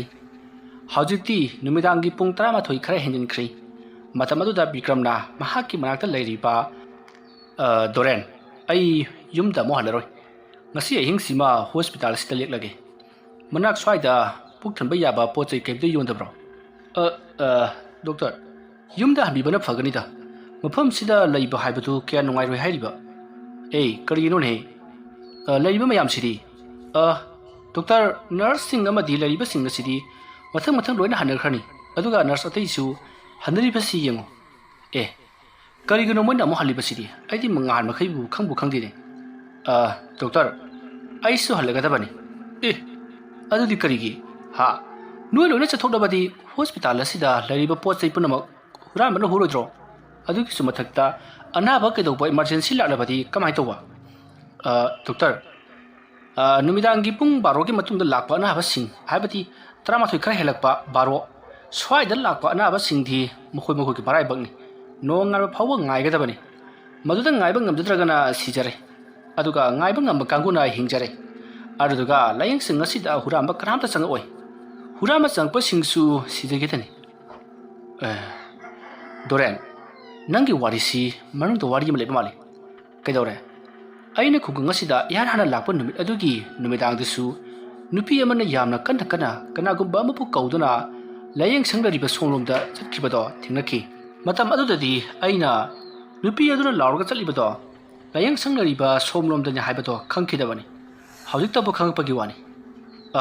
doctor na tada bagini mahakti nungti gadum lawbani athengbata lawbasu yawi aduga ngalingata lawbasu yawbani Doren madu kari kino nupi adu ki kari wari lebijano doctor sengna hairabada nupi adu ki macha nupi ma layeng singa sida laikhidabani kari layeng singa sida laikhidaba hoi doctor hai ngaikhuni kamdongo laikhidabano aduga nakhoina layeng singa sida ahing lektuna pochai singati sangtribagi maramna kari kino doctor ai wari punamak luni lithokchagi adubu doctor gi yumda oina lijaraki mafam masida laiduna lirabadi kudong thiba sodina nangbasu yai fare laiba mayam su mathang loina hanakhrabani aikhoisu hananaba tawrasi aduga wari aduna nangna lambi da chana aingonda liroko hoi fagri doctor asum na haina raduna bikram amadi chokidar layeng sang adudagi thorakte aduga chokidar aduna layeng sang ado solon sil lamlaba matungta bikram ga makhoi ani bikram gi mayum lomda lai lambida asum chana bikram na layeng sang adugi matangda wa kaya ma hangi matam aduta torena doctor karisu leiba wari budina tida doctor na lawwe he mi ko bi khonjal tai hairiba ahal adugi macha nupi do hospital asida leikhidabani matam adudadi macha nupi do yamna kana naba aduga doctor so lakhidaba matam oibinani matam du ta senga doctor lakhidabro hoi doctor mafam maduta duty ta gataba doctor tu mahaki mamanaba singi chakchanaba ama lei haiduna lakhidi chakchanaba ama lei haiduna lakhidaba hoi doctor adudagi kedokhraba doctor adudagi anabatu macha khangba yaba khanglabagi tungta masi ngauri phai toba horki adudagi mama khoina sina hawtaba mikupta mahaksi hospital adugi mathaklomda kakhakhraga khwaidagi wangba mathak adudagi songtharaklaga mafam aduda khutga siki doctor ngaikho karigino mana atomna matomta sijajibadi nangbu madugi maramga khangbro doctor matudi ai khangjadre magi mamana haibada siriba nupi macha adu mahangna numidang chak thongba loiraga kuchum haidoba tholokpada mangonda karigumba amana chikhi hai adagi masi yamna kana lauraga kariroma chikhri ma ayama nare haiduna laihau hauna narakpadagi phagara khallage henjilakpadagi wobna chingba kaya torokpadagi layeng sangaduda lakshibni doctor adubu doctor lemda baduda makhoi mathayamna sakhi adagi ti nupi macha adu ngek asum lerampadagi masi kainomi tawtori mingonda munna yengba aduga mathung maram khangdana murum sonba adagi ti ngauri phai toba horaki adagi ti aikhoina doctor aduda lakpinarba hanna haiki aduga anabagi layong singdu hairabagi tungda hidak thanabasu hairakpadagi doctor aduna hairakpa hidak sing mathang kapki maiko numituda nakhoina kapki ba hidak singi maming mathaga dina koi khangori bro doctor aidi kaimda khangjahudre nursing na tawkibani adi kedoraba adagi doctor anabaduna mathata kakhalaga chongthakibado arda lakadoribani hariba numit adudagi hospital asida doctor oinapaki lakhiba doctor sing misi thina siba amati kira mongda tamnaba aki akhangnaba kayama tawbadagi layeng sang asida doctor oibinaba mi amata lakhidabani laklabasu layeng sang asida laiti atopa phomda leiduna layeng doctor khatangni mafam masida leiduna layeng gani haiduna layeng libase adubu haju phawgi wanadi layeng sang asida kari amata tarokchidana adubu doctor su mafam masida ahing lek chadana leithok lurba taragati sudana karigumba kharadi tarokadoribani fare nangna sumana wari libi baste yama nungaire adubu doren thawai mirial haibasi taibang pansi tasinga lebanati mado aikhoigi wakhalna sagatpa pot amadiko anang su khalaga yengu yum amada kariguma makholama tai haidana thijamba yaba thijelubadagi siling train-gi ungbagi makhon amati yumada gari na chatpagi makhon na chingba taba warambadagi madu sintokpadagi natragana lokthokpadagi phakhiba kayama leirabani madu aikhoina kibadagi film da kaida urubadagi pangsada sagatuna kibadagi tholibani ko murda ka hena khajalugano doctor ꯗꯣꯛꯇꯔꯁꯨ ꯊꯦꯡꯅꯗ꯭ꯔꯤꯕꯒꯤ ꯑꯗꯨ ꯍꯥꯏꯖꯕꯒꯤ ꯋꯥꯅꯤ ꯑꯦ ꯅꯪꯒꯤꯁꯤꯕꯨ ꯅꯪꯒꯤ ꯊꯦꯡꯅꯔꯕ꯭ꯔꯣ ꯑꯁ doctor ꯑꯩꯗꯤ ꯑꯅꯤꯔꯛ ꯑꯍꯨꯝꯂꯛꯄꯨ ꯁꯨꯔꯦꯗ ꯑꯗꯨꯅꯅꯤ ꯑꯩꯅ ꯉꯁꯥꯏ ꯄꯨꯡ 10ꯃꯨꯛ ꯈꯔ ꯍꯦꯛꯄ ꯑꯗꯨꯋꯥꯏꯗ ꯆꯠꯅꯤꯡꯕꯅ ꯈꯣꯔꯣ ꯈꯣꯔꯣ ꯈꯣꯠꯂꯤꯕꯗꯣ ꯗꯣꯛꯇꯔ ꯑꯣ ꯉꯥꯏꯈꯣꯅꯦ ꯅꯪꯅ ꯊꯦꯡꯅꯔꯛꯄꯁꯨ ꯈꯔ ꯇꯝꯃꯨꯗꯅ ꯀꯔꯤ ꯀꯔꯤ ꯇꯧꯔꯛꯀꯦ ꯗꯣꯛꯇꯔ ꯈꯔ ꯊꯦꯡꯖꯤꯜꯂꯛꯂꯕꯗꯤ ꯂꯥꯏꯌꯦꯡꯁꯪ ꯑꯗꯨꯒꯤ ꯃꯅꯤꯡ ꯃꯌꯥ ꯑꯃꯗꯤ ꯀꯥ ꯈꯨꯗꯤꯡꯗ ꯀꯅꯥꯒꯨꯝꯕ ꯑꯃ ꯆꯠꯄꯒꯤ ꯃꯃꯤ ꯇꯥꯕ ꯍꯧꯔꯛꯀꯅꯤ ꯑꯗꯨ ꯅꯠꯇꯅ ꯃꯤꯅ ꯂꯥꯎꯕꯒꯤ ꯈꯣꯟꯖꯦꯜ ꯇꯥꯕ ꯍꯧꯔꯛꯀꯅꯤ ꯉꯁꯥꯏ ꯑꯊꯦꯡꯕꯗ ꯃꯤ ꯑꯃꯅ ꯌꯥꯝꯅ ꯀꯟꯅ ꯅꯥꯕꯒꯤ ꯂꯥꯎꯈꯤꯕꯒꯤ ꯈꯣꯟꯖꯦꯜ ꯑꯗꯣ ꯑꯅꯥꯕꯁꯤꯡꯅ ꯂꯥꯎꯕꯒꯤ ꯈꯣꯟꯖꯦꯜ ꯅꯠꯇꯦ ꯃꯗꯣ ꯅꯨꯄꯤꯅ ꯂꯥꯎꯕꯒꯤ ꯈꯣꯟꯖꯦꯜꯅꯤ ꯑꯣ ꯗꯣꯔꯦꯟ ꯅꯪꯅ ꯍꯥꯏꯔꯤꯕꯁꯤꯕꯨ ꯁꯤꯈ꯭ꯔꯕ ꯅꯨꯄꯤ ꯑꯗꯨꯅ ꯂꯥꯎꯕꯅꯤ ꯍꯥꯏꯅꯤꯡꯂꯤꯕ꯭ꯔꯥꯅꯦ ꯑꯁꯦꯡꯕꯅꯤ ꯗꯣꯛꯇꯔ ꯅꯨꯄꯤ ꯑꯗꯨꯅ ꯂꯥꯎꯔꯛꯂꯤꯕꯅꯤ ꯑꯗꯣ ꯑꯅꯥꯕꯁꯤꯡ ꯑꯗꯨꯅ ꯆꯠꯈ꯭ꯔ ꯃꯇꯨꯡꯗ ꯂꯥꯎꯕ ꯐꯈ꯭ꯔꯤꯕꯗꯨꯅ ꯀꯔꯤꯒꯤ ꯍꯥꯏꯌꯨꯅꯦ ꯑꯗꯨꯅ ꯀꯔꯤꯒꯤꯅꯣꯕ ꯑꯗꯨꯅ ꯇꯥꯛꯄꯗꯤ ꯑꯅꯥꯕꯁꯤꯡꯅ ꯂꯥꯎꯔꯝꯕꯅꯤ ꯍꯥꯏꯕꯁꯤ ꯆꯨꯝꯂꯕ ꯅꯠꯇ꯭ꯔꯣ ꯅꯈꯣꯏꯅꯦ ꯌꯥꯝꯅ ꯀꯤꯃꯟꯈ꯭ꯔꯦ ꯆꯣꯔꯣꯠ ꯑꯕꯨꯡꯒ ꯂꯥꯏ ꯁꯥꯏ ꯍꯥꯏꯕꯗꯣ ꯅꯈꯣꯏꯅ ꯇꯧꯔꯤꯕꯁꯦ ꯗꯣꯛꯇꯔ ꯑꯩꯅ ꯀꯔꯤ ꯍꯥꯏꯔꯒ ꯗꯣꯛꯇꯔꯅ ꯊꯥꯖꯒꯗꯕꯅꯣ ꯍꯥꯏꯕ ꯑꯩ ꯈꯪꯗ꯭ꯔꯦ ꯑꯗꯨꯕꯨ ꯇꯧꯒꯦ ꯇꯧꯕꯅꯤ ꯊꯥꯖꯕꯤꯗꯕ ꯇꯧꯕꯤꯒꯅꯨ ꯐꯔꯦ ꯑꯗꯨꯗꯤ ꯑꯩꯈꯣꯏꯁꯨ ꯌꯨꯝ ꯌꯧꯅꯔꯛꯂꯦ ꯅꯪꯕꯨ ꯅꯌꯨꯝꯗ ꯍꯟꯈ꯭ꯔꯒꯦ ꯍꯥꯏꯕ꯭ꯔꯣ ꯅꯠꯇ꯭ꯔꯒꯅ ꯑꯩꯒꯤ ꯑꯁꯤꯗ ꯑꯍꯤꯡ ꯂꯦꯛꯂꯁꯤ ꯍꯥꯏꯕ꯭ꯔꯣ ꯗꯣꯛꯇꯔꯒꯤ ꯌꯨꯝ ꯐꯥꯎꯕꯗꯪ ꯑꯩ ꯊꯤꯟꯖꯔꯝꯂꯒꯦ ꯑꯗꯨꯒ ꯑꯩꯒꯤꯗꯤ ꯑꯗꯨꯝ ꯌꯨꯝ ꯌꯧꯅꯕ ꯆꯠꯆꯈꯤꯒꯦꯗ ꯐꯔꯦ ꯑꯩꯁꯨ ꯌꯨꯝ ꯌꯧꯔꯛꯂꯕꯅꯤꯅ ꯑꯗꯨꯝ ꯂꯩꯍꯧꯔꯒꯦ ꯁꯤꯗꯒꯤꯗꯤ ꯑꯗꯨꯝ ꯆꯪꯈ꯭ꯔꯒꯦꯗ ꯅꯪꯁꯨ ꯍꯟꯅꯅꯕ ꯇꯧꯔꯣ ꯌꯥꯝ ꯅꯨꯡꯉꯥꯏꯖꯔꯦ ꯗꯣꯛꯇꯔ ꯑꯗꯨꯗꯤ ꯑꯩ ꯑꯃꯨꯛ ꯆꯠꯆꯔꯦ ꯑꯁꯣꯝꯅ ꯍꯥꯏꯔꯝꯂꯒ ꯗꯣꯔꯦꯟ ꯆꯠꯈꯤ ꯃꯇꯝꯗꯨ ꯅꯨꯃꯤꯗꯥꯡꯒꯤ ꯄꯨꯡ 1 ꯇꯥꯁꯤꯜꯂꯛꯂꯕꯅꯤ ꯃꯁꯤꯗꯒꯤꯗꯤ ꯗꯣꯔꯦꯟ ꯃꯍꯥꯛꯁꯨ ꯃꯥꯒꯤ ꯂꯩꯐꯝ ꯑꯣꯏꯔꯤꯕ ꯃꯌꯨꯝ ꯑꯗꯨ ꯇꯝꯅ ꯄꯔꯞ ꯂꯥꯛꯏ ꯃꯍꯧꯁꯥꯅ ꯃꯍꯥꯛꯀꯤ ꯉꯛꯁꯝꯗ ꯌꯥꯜꯂꯤꯕ ꯂꯦꯊꯣꯁꯀꯣꯞ ꯑꯗꯣ ꯄꯥꯏꯗꯨꯅ ꯍꯦꯛ ꯂꯥꯛꯆꯕꯅꯤ ꯑꯗꯨꯕꯨ ꯉꯍꯥꯛꯅ ꯉꯁꯤ ꯃꯥꯔꯨꯕꯗꯗꯤ ꯂꯦꯊꯣꯁꯀꯣꯞꯇꯣ ꯌꯥꯎꯔꯛꯂꯝꯗ꯭ꯔꯤ ꯃꯁꯤꯗꯒꯤꯗꯤ ꯃꯍꯥꯛꯅ ꯕꯦꯛ ꯑꯗꯣ ꯍꯥꯡꯗꯣꯛꯇꯨꯅ ꯌꯦꯡꯉꯤ ꯑꯗꯨꯕꯨ ꯕꯦꯛ ꯑꯗꯨꯗꯁꯨ ꯌꯥꯎꯔꯝꯗ꯭ꯔꯤ ꯃꯇꯝ ꯑꯗꯨꯗ ꯕꯤꯀ꯭ꯔꯝꯅ ꯑꯩꯗꯤ ꯂꯥꯏꯌꯦꯡꯁꯪ ꯃꯅꯨꯡꯗ ꯂꯦꯊꯣꯁꯀꯣꯞꯇꯨ ꯊꯅꯝꯂꯕ ꯃꯥꯜꯂꯦꯗꯅ ꯑꯩꯒ ꯌꯨꯝ ꯊꯪꯅꯔꯤꯕ ꯅꯨꯄꯤ ꯑꯃ ꯌꯥꯝꯅ ꯀꯟꯅ ꯁꯣꯟꯗꯨꯅ ꯂꯩꯔꯤꯕꯅꯤ ꯑꯗꯨꯗꯣ ꯑꯩꯅ ꯉꯁꯤ ꯍꯤꯗꯥꯛ ꯄꯣꯔꯛꯀꯦ ꯑꯗꯨꯗꯨꯒ ꯐꯖꯅ ꯂꯥꯏꯌꯦꯡꯁꯤꯗꯅꯁꯨ ꯍꯥꯏꯔꯝꯕꯅꯤꯅ ꯇꯧꯔꯤꯁꯤ ꯃꯗꯨ ꯌꯥꯎꯗ꯭ꯔꯕꯗꯤ ꯀꯝꯗꯧꯅ ꯍꯤꯗꯥꯛ ꯊꯥꯒꯅꯤ ꯑꯩꯕꯨ ꯑꯃꯨꯛ ꯆꯠꯂꯨꯈꯤꯁꯤꯔꯅꯦ ꯂꯥꯏꯌꯦꯡꯁꯪ ꯑꯗꯨꯗꯤ ꯁꯣꯁꯨ ꯂꯣꯜꯂꯝꯂꯒꯅꯤ ꯀꯝꯗꯧꯅꯤ ꯇꯧꯔꯤꯁꯤꯗꯤ ꯆꯠꯂꯨꯗꯕꯗꯤ ꯌꯥꯔꯔꯣꯏ ꯍꯣꯔꯦꯟ ꯀꯔꯤꯒꯨꯝꯕ ꯗꯣꯔꯦꯟ ꯍꯥꯏꯕꯒꯨꯝ ꯐꯠꯇꯕ ꯄꯣꯠ ꯆꯩꯒ ꯎꯔꯕꯗꯤ ꯀꯝꯗꯧꯕ ꯍꯦꯔꯥ ꯃꯗꯨꯗ ꯊꯥꯖꯕ ꯌꯥꯕ ꯅꯠꯇꯦꯗ ꯑꯁꯨꯝꯅ ꯈꯜꯂꯒ ꯕꯤꯀ꯭ꯔꯝ ꯑꯗꯣ ꯂꯥꯏꯌꯦꯡꯁꯪ ꯑꯗꯨ ꯇꯝꯅ ꯄꯔꯞ ꯂꯥꯛꯏ ꯑꯁꯨꯝꯅ ꯃꯍꯥꯛꯅ ꯂꯥꯛꯂꯒ ꯍꯧꯖꯤꯛꯇꯤ ꯂꯥꯏꯌꯦꯡꯁꯪ ꯑꯗꯣ ꯌꯧꯁꯤꯜꯂꯛꯂꯕꯗ ꯂꯥꯏꯌꯦꯡꯁꯪ ꯑꯗꯨꯒꯤ ꯑꯀꯣꯏꯕꯗꯨꯗ ꯌꯦꯡꯉꯤ ꯃꯁꯤꯗꯒꯤꯗꯤ ꯃꯍꯥꯛꯅ ꯃꯅꯨꯡ ꯆꯪꯈꯤꯕ ꯌꯥꯕ ꯑꯁꯨꯝ ꯌꯦꯡꯉꯛꯄꯗ ꯂꯥꯏꯌꯦꯡꯁꯪ ꯑꯗꯨꯒꯤ ꯊꯣꯡꯅꯥꯎ ꯑꯀꯥꯏꯕ ꯑꯃ ꯊꯦꯡꯅꯔꯤ ꯃꯁꯤꯗꯒꯤꯗꯤ ꯕꯤꯀ꯭ꯔꯝꯅ ꯊꯣꯡꯅꯥꯎ ꯑꯀꯥꯏꯕ ꯑꯗꯨꯗ ꯃꯍꯥꯛ ꯂꯤꯁꯤꯟꯗꯨꯅ ꯆꯪꯉꯛꯂꯒ ꯃꯍꯥꯛꯀꯤ ꯃꯣꯕꯥꯏꯜ ꯑꯗꯣ ꯐ꯭ꯂꯥꯛꯁ ꯀꯥꯞꯇꯨꯅ ꯃꯍꯥꯛꯅ ꯉꯁꯥꯏ ꯂꯩꯔꯝꯕ ꯃꯐꯝ ꯑꯗꯨ ꯇꯝꯅ ꯄꯔꯞ ꯂꯥꯛꯏ ꯑꯁꯨꯝꯅ ꯃꯍꯥꯛꯅ ꯂꯥꯛꯂꯒ ꯃꯍꯥꯛꯀꯤ ꯂꯦꯊꯣꯁꯀꯣꯞ ꯑꯗꯣ ꯀꯣꯏꯊꯤ ꯊꯤꯔꯛꯄꯗꯗꯤ ꯃꯍꯥꯛꯅ ꯉꯁꯥꯏ ꯊꯝꯕ ꯖꯒꯥ ꯑꯗꯨꯗ ꯂꯩꯔꯝꯗ꯭ꯔꯤ ꯑꯁꯨꯝꯅ ꯃꯍꯥꯛꯅ ꯃꯍꯥꯛꯀꯤ ꯂꯩꯔꯤꯕ ꯔꯨꯝ ꯑꯗꯨꯗ ꯃꯍꯥꯛꯅ ꯄꯥꯏꯔꯝꯕ ꯂꯦꯊꯣꯁꯀꯣꯞ ꯑꯗꯣ ꯀꯗꯥꯏꯗ ꯂꯩꯈ꯭ꯔꯕꯖꯥꯠꯅꯣ ꯍꯥꯏꯗꯨꯅ ꯂꯩꯗꯨꯅ ꯌꯦꯡꯗꯨꯅ ꯂꯩꯔꯤꯉꯩ ꯃꯇꯝ ꯑꯗꯨꯗ ꯊꯣꯡꯅꯥꯎꯒꯤ ꯃꯤꯡꯁꯦꯜ ꯀꯥꯏꯈꯤꯕꯒꯤ ꯃꯈꯣꯜ ꯑꯃ ꯕꯤꯀ꯭ꯔꯝꯅ ꯇꯥꯈꯤ ꯈꯣꯟꯖꯦꯜ ꯑꯗꯨ ꯇꯥꯕꯗ ꯕꯤꯀ꯭ꯔꯝ ꯁ꯭ꯋꯥꯏ ꯂꯥꯎꯏ ꯇꯁꯦꯡꯅ ꯗꯣꯔꯦꯟ ꯍꯥꯏꯔꯤꯕꯗꯨ ꯆꯨꯝꯂꯕ ꯖꯥꯠꯂ ꯈꯜꯂꯗꯨꯅ ꯃꯁꯤꯗꯒꯤꯗꯤ ꯕꯤꯀ꯭ꯔꯝꯅ ꯑꯩꯕꯨ ꯐ꯭ꯂꯥꯛꯁꯁꯤ ꯃꯨꯊꯠꯂꯒ ꯇꯨꯃꯤꯟꯅ ꯉꯥꯏꯍꯥꯛ ꯂꯩꯁꯤꯔꯅꯦ ꯃꯗꯨꯅ ꯐꯒꯗꯕ ꯃꯥꯜꯂꯤ ꯑꯁꯨꯝꯅ ꯈꯜꯂꯒ ꯕꯤꯀ꯭ꯔꯝꯅ ꯃꯍꯥꯛꯀꯤ ꯐ꯭ꯂꯥꯛꯁ ꯂꯥꯏꯠ ꯑꯗꯣ ꯉꯥꯏꯍꯥꯛꯇꯪꯒꯤ ꯑꯣꯏꯅ ꯃꯨꯊꯠꯂꯤ ꯃꯨꯊꯠꯄꯗꯤ ꯅꯠꯇꯦ ꯃꯈꯨꯠꯅ ꯃꯦꯟꯁꯤꯜꯂꯒ ꯃꯕꯨꯛꯇ ꯅꯝꯁꯤꯟꯗꯨꯅ ꯊꯝꯂꯤꯕꯅꯤ ꯑꯗꯨꯝꯅ ꯇꯧꯔꯤꯉꯩ ꯊꯣꯡꯅꯥꯎꯒꯤ ꯑꯍꯣꯕ ꯃꯤꯡꯁꯦꯜ ꯀꯥꯏꯈꯤꯕꯒꯤ ꯑꯍꯣꯕ ꯑꯗꯨꯗ ꯃꯨꯁꯤꯟꯃꯨꯕ ꯀꯔꯤꯒꯨꯝꯕ ꯑꯃ ꯂꯦꯡꯂꯤ ꯊꯣꯡꯅꯥꯎ ꯑꯗꯨꯗ ꯂꯤꯁꯜꯂꯛꯂꯤꯕꯗꯣ ꯕꯤꯀ꯭ꯔꯝꯅ ꯎꯏ ꯃꯗꯨ ꯎꯕꯗ ꯕꯤꯀ꯭ꯔꯝ ꯇꯞꯅ ꯄꯥꯛꯊꯔꯒ ꯃꯍꯥꯛꯁꯨ ꯃꯥꯅ ꯂꯩꯔꯤꯕ ꯀꯥ ꯑꯗꯣꯝꯗ ꯃꯥꯗꯨꯅ ꯂꯥꯛꯏ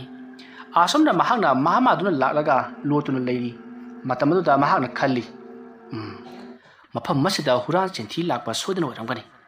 ꯂꯥꯏ ꯑꯣꯏꯔꯕꯗꯤ ꯀꯔꯤꯒꯤꯗꯃꯛꯇ ꯂꯤꯁꯤꯟꯗꯨꯅ ꯆꯪꯉꯛꯀꯗꯧꯔꯤꯕꯅꯣ ꯐꯥꯎꯖꯤꯟꯗꯨꯅ ꯆꯪꯉꯛꯀꯗꯕꯅꯤ ꯂꯤꯁꯜꯂꯒ ꯆꯪꯉꯛꯂꯤꯕꯁꯤꯅ ꯇꯥꯛꯄꯗꯤ ꯃꯁꯦ ꯂꯥꯏ ꯁꯨꯡꯅꯠ ꯅꯠꯇ꯭ꯔꯦ